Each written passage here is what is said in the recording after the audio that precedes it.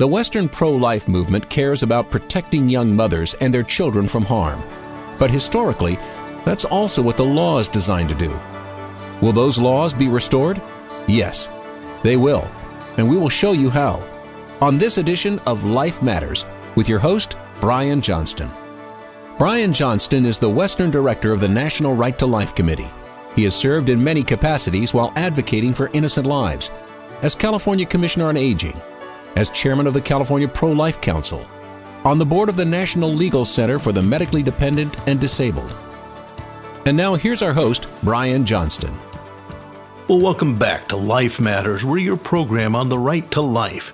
And remember, we've said it many times, the right to life is a very specific thing. The right to life is not a feeling. It is not a theology. Some people think it's about their theology, their personal theology. No, the right to life is a very specific thing that applies to everyone.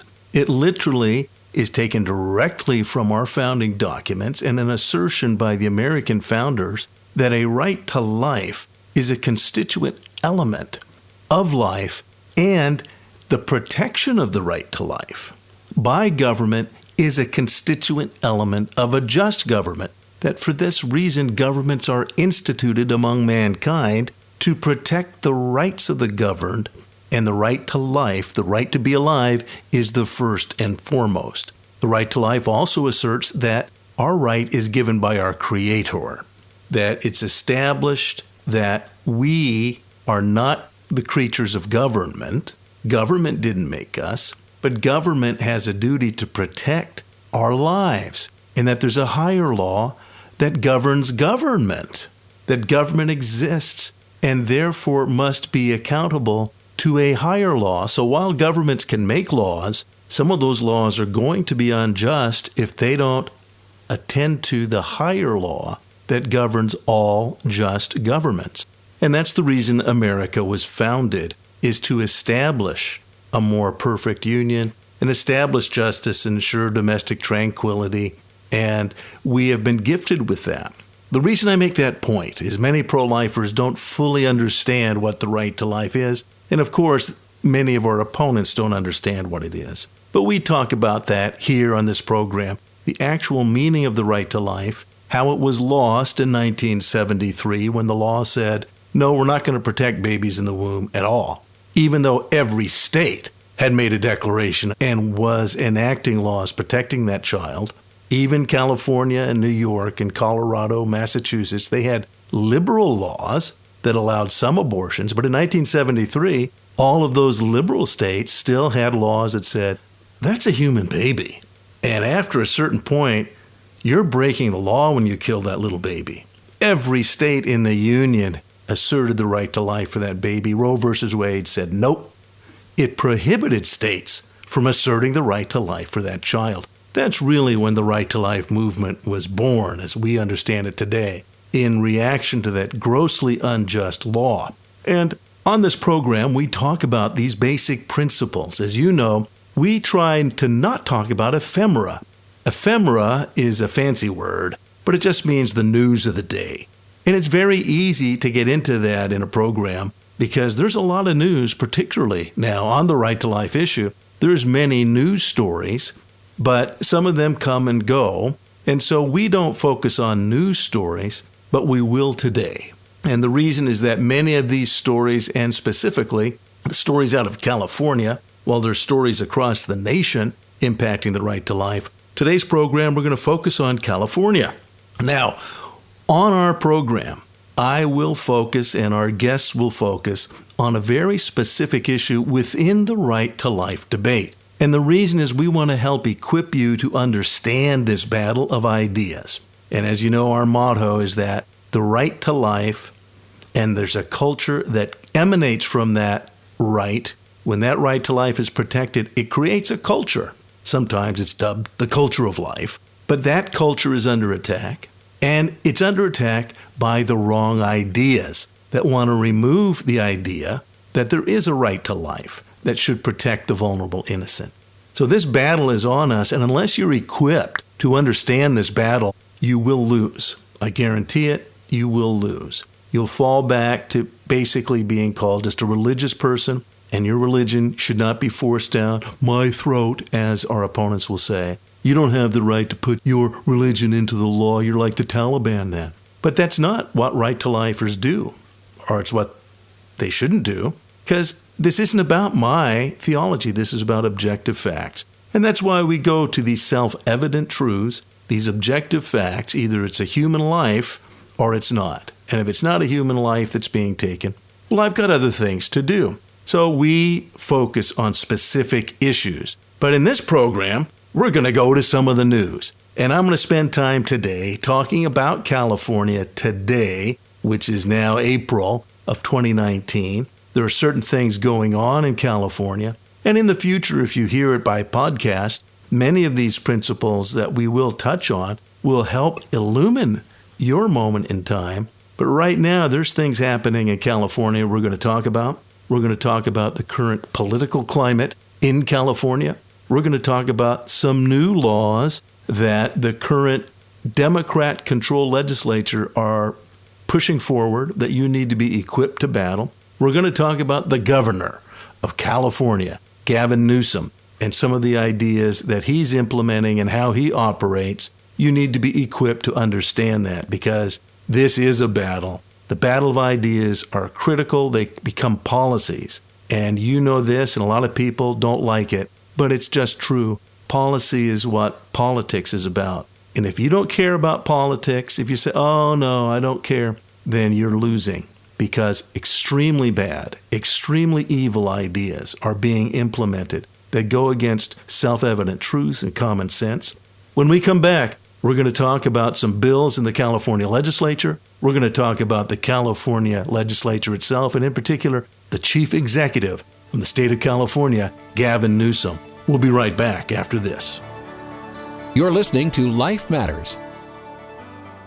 Life Matters is sponsored by the California Pro-Life Council, the state affiliate of the National Right to Life Committee. To find out more on how you can help and be involved right where you are, go to californiaprolife.org. That's californiaprolife.org. We'll tell you how you can get involved in your local community, how you can be effective if you want to be a pro-life speaker. We have training programs and open doors of opportunity for you to speak on the life issue. If you'd like to donate your car or a boat, you can do that at californiaprolife.org. Car Easy makes it easy, and you find that on our website. We get the most of any donation program. Car Easy allows us to get the most out of your car. Maybe you're not getting the trade-in value you wanted. Maybe it's just not running the way it used to. Let your car be used for life. Go to californiaprolife.org and find out what you can do to make a difference. californiaprolife.org. Be sure to subscribe to the Life Matters podcast with Brian Johnston. Go to lifematters.life to subscribe.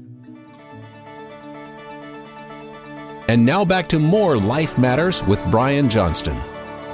Welcome back. As I said, in this particular episode of Life Matters, we're going to talk about newsy stuff for California. But in the tradition of Life Matters, I want to equip you with the basic overarching principles at stake. Again, one of the reasons we do that is that the Right to Life movement extends around the world, and I'm quite privileged to know that this podcast, the podcast version, were heard on radio throughout California, and we're heard on podcasts throughout California. But we're also heard across the nation and the world, and I have friends and relatives in Ireland that talk about the podcast. They let me know they hear it, but in other English-speaking parts of the world as well. And so these are issues that are a challenge throughout the world. And so we focus on the principles and equipping people to understand the principles at stake and equipped with knowledge and facts so they can be good advocates for those who cannot speak for themselves. So in this program today, we're going to talk about a couple of bills that are in the California legislature, and I'll tell you about them right now. There's a certain bill that's very interesting. AB 624 is going to require all junior high and high school students throughout the state to carry an ASB card, a student body card for their school. And it doesn't matter. It's all state schools, but also all parochial and private schools.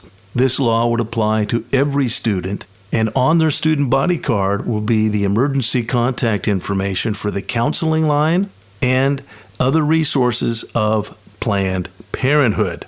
So your child might be in a Christian school or a Catholic school. Too bad. The state of California says they're not getting enough information from Planned Parenthood. We're going to force this on them. This is a very serious concept. And again, I want you to understand the concept, and it's what we're looking at in our opponents. As I said at the beginning of the program, if you haven't heard it before, you need to know it, that the Roe v. Wade decision forced states against their legislative findings. Roe v. Wade overturned every state's law regarding protecting babies. So this is very typical of the quote-unquote progressive ideology on abortion. If you're unlikely to go along with their ideas, we need the government to force them on you so that you will get with the program. And that's what we see in AB 624. It's in the California Assembly right now, and you can look that up. You can go to the California Pro-Life website, go to legislation, and we have a direct link to the bill where it is in the legislature. You're going to need to contact your assembly member, and if it goes across to the Senate, your state senator. But this is an incredibly invasive attitude of the state, going after students to make sure that they're propagandized by the abortion industry. That is AB 624, and it's indicative of how those who promote this worldview operate. They're going to force it on you. There's another bill that has come back, and last cycle we talked about a measure by Senator Leah who basically wanted RU46 distributed in every state college and university campus. Now, RU46 is not the morning after pill, and I find a lot of people who don't understand that distinction. We have a whole program on what RU46 is. We had visiting physicians that explain it, and you can go back in our podcast, go to Life Matters and look up the RU486 regimen as it's described. It's a terrible drug. It's not taken to prevent pregnancy. It's taken only when the woman is pregnant and only after she's quite a bit along. She has to miss at least 2 periods. So that child is fairly well developed. If you understand fetology and the development of the child, we already know, as you know, the heart can be measured as early as 16 days after conception. It's taken well after that. And it's very difficult on the woman, RU486. It's a terrible thing, and we have links to various sources on RU46 and its real impact. Go to abortionpillrisks.com, and you will see just how dangerous this chemical abortion procedure is, because it requires taking 2 very powerful artificial steroids that first attack the woman's body, so it will no longer provide nutrition to that child. So it attacks the mother's body first, so that there's no nutrition going to the child. And then the second regimen compels the woman's body to expel whatever's in her uterus. And usually it's a dead child, but sometimes it's a living child. But that child won't live long once it's been expelled. And by the way, the woman has little control over when and how that'll happen. And it's to say it's embarrassing is an understatement. It's a terrifying experience for women. And I believe it is depicted in the new film that's out, Unplanned, the film about Abby Johnson's escape from Planned Parenthood, but it wasn't before she herself had experienced an RU46 abortion. Well, there's a bill that's returned. It was introduced last time, and even Jerry Brown, an abortion advocate, he vetoed the bill on the very simple reason it was redundant. These pills are available in every Planned Parenthood, and according to his findings, there is not just an abortion clinic, but it happened to be Planned Parenthood within a 5-minute drive of every campus in the state of California. But nevertheless, they want the campuses themselves handing this very powerful drug to these students who really don't fully understand the implications. And so that's SB 24, Senate Bill 24. It's in the California Senate right now. It's going into its hearings in the Health Committee, and it will then move on from there. But the reality is it's going to go to the floor. You need to contact your state Senate member. So go to californiaprolife.org legislation. You can read the bill itself. You can see just how insidious these folks are.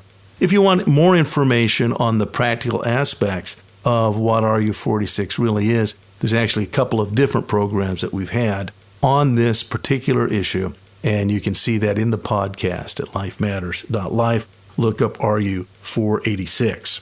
Now, I promised you we'd talk about the California legislature, the current legislature, and in particular, the current governor, Governor Gavin Newsom. Now, some of you know that recently Gavin Newsom stepped forward and he made a proclamation that the death penalty should come to an end in California. Now, regardless of how you feel about the death penalty, I know there are some folks who feel it's just as bad as abortion. I have personal feelings, but I don't want to talk about my personal feelings. There is a qualitative difference between what the death penalty is and does and what a human abortion does. And that's based in, again, our founding documents. In the Constitution, it says several times, and we take it from the British philosopher John Locke talking about just government, but it repeats this idea that no one should be deprived of life, liberty, or property without due process of law. And so what we see in the death penalty, and I'll just mention this because it's top of mind, Gavin Newsom, by the way, says he's Catholic. And if you're a real Catholic, you know there's something wrong with his proclamation. But he says he's Catholic. And the bishops right now tend to say that the death penalty is morally wrong. But they're also quick to say, and the Catechism says, that that has not always been the case. And right now, under Catholic doctrine, as it's taught by many of America's bishops, it's that it's preferable to not employ the death penalty. But in the Catholic Catechism, it's not prohibited. What is clearly prohibited is killing, the government authorizing the killing of innocent human lives. But the due process is necessary for a just government. You have to hold accountable those who go around taking lives. You have to have that ability to hold them accountable and bring justice to them. Whether that should include the death penalty or not may be a debate. But what is clear is that there's no debate under a just government regarding the killing of innocent human lives. It is qualitatively a separate issue. So I'm not going to condemn it. You may feel the way Gavin Newsom does, but this goes much further, and that's what I want to talk about right now, how he did this. Because in the state of California, the most progressive, liberal state in our nation, this issue has come up in plebiscite. What a plebiscite is when the people get to decide a particular policy. And the issue of the death penalty has been on the California ballot several times. And each and every time, even in California, the voters of California have kept the death penalty because it's used very, very narrowly. And again, the appeals that are available, the judicial system, which is absolutely essential. We need a just judicial system. And particularly if someone's life is going to be taken, there must be the ability to appeal. And we must make sure that the evidence is examined. And particularly now, in the state of California, evidence is very closely examined, and we have even more compelling ways of gathering evidence. But rather than exhaust that debate about the guilt or innocence of these individuals, the method Gavin Newsom employed was not democratic. Even though he is the head of the Democrat Party, the Democrat Party depends on the voice of the people, on voting. That's literally what it means. Democracy is voting. But there have been votes. He did not follow the votes of the Democrat Party or of the voters. He made a statement by fiat. And the governor, while the governor has great responsibility, he has made a statement against the votes of the people because he has the power for the time being. And this is a very dangerous precedent because he is asserting that these who have had a trial, who've been held accountable, and there's relatively few of them. I believe there have been that few executions in the state of California.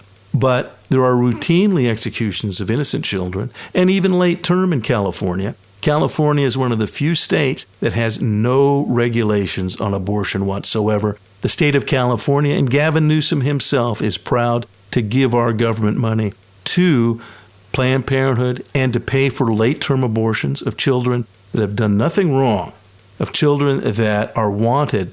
There are people who will adopt that same child. And what we don't know yet is the degree to which children are killed after birth. Now, you recently heard that in New York, Virginia, Vermont, and New Mexico, they've introduced bills that allow you to kill a baby after they're born. Here in California, we have no idea if that's going on because the Democrat Party has protected abortion from any examination. So literally, we have no idea what goes on in abortion clinics. There's many more regulations on a vet's hospital, that is, animal hospital, than there are on abortion clinics. There are huge problems in abortion clinics and the complications that come from an abortion because just by definition, in an abortion, that physician, and now it doesn't have to be a physician, but they go in and they go blindly scraping the uterus. Very often it results in a punctured uterus and other risks to the mother. But there's no regulations in California. And we would like to see Gavin Newsom at least issue some kind of reprieve for the innocent who are being killed in California.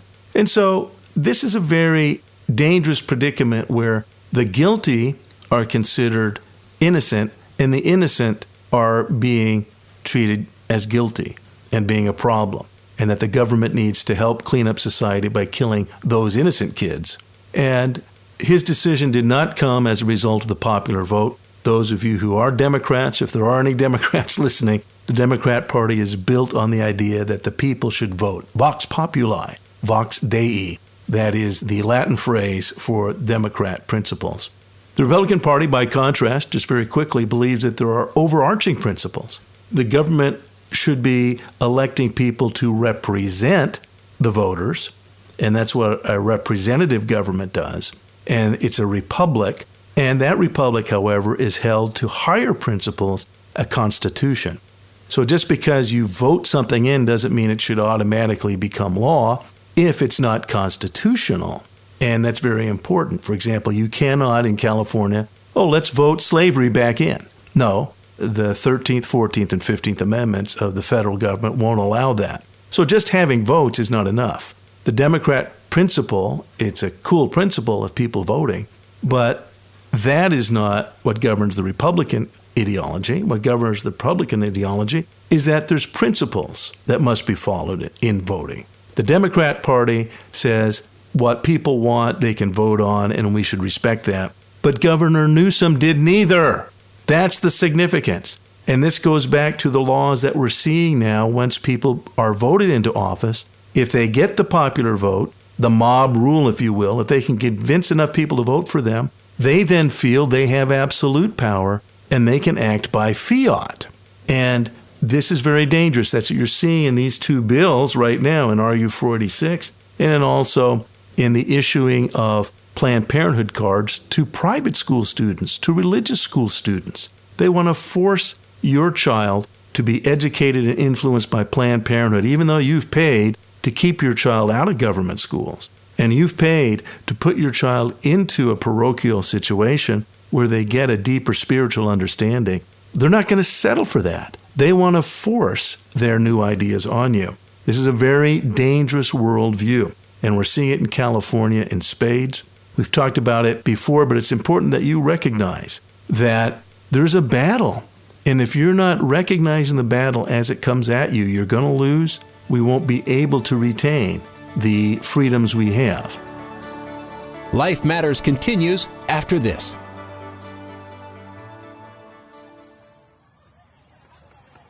Well, hi. I just wanted to thank you for joining me. You know, I have good friends, children, young adults, and adults that have Down syndrome. And they are so loved. Their parents love them so much because they're the happiest people you'd ever want to know. I really love them. I'm going to tell you something, though, that's rather frightening. The government of France has now prohibited showing positive images of Down syndrome children and letting parents know how lovable they are. That's an actual law in France. Here in the U.S., 80-some-odd% of Down syndrome kids are killed by abortion before they're born. In France, it's 96%. So we're not a whole lot better. If you'd like to help out, you can go to the National Down Syndrome Society, ndss.org, to help out. That's ndss.org.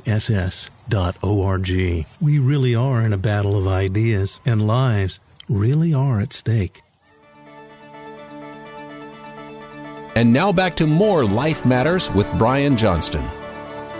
Well, welcome back. And As I said, we have many issues in California right now. There's some films, the Abby Johnson film, which does depict an RU486 abortion. Make sure you get a chance to see that. And then check out Life Fest Film Festival coming this year. This year's a special year. It's the first weekend of May. We have it at the Raleigh Studios, which the original studios of Hollywood, the Chaplin Studios is what they used to be called. And we have some cool new films, an excellent film, Fatal Flaws, which is an expose of the euthanasia movement worldwide.